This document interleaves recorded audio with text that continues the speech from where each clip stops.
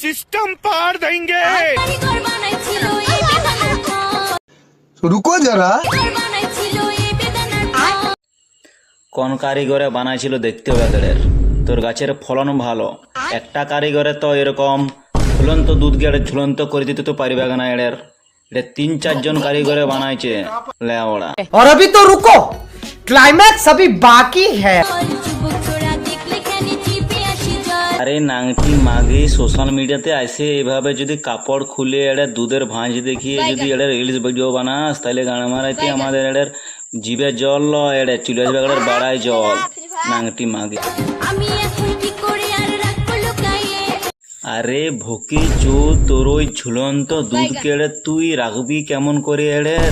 আরে লেওড়া তোর ওই ঝুলন্ত বেদানা ফলটাকে এড়ে ঢাকা দেওয়ার জন্য এদের আলুর বস্তা লাগবে গাড়ি মারাইতে, ওই 32 সাইজের এদের বিরাতও কাজ লাগবে নাই মাগ মারা।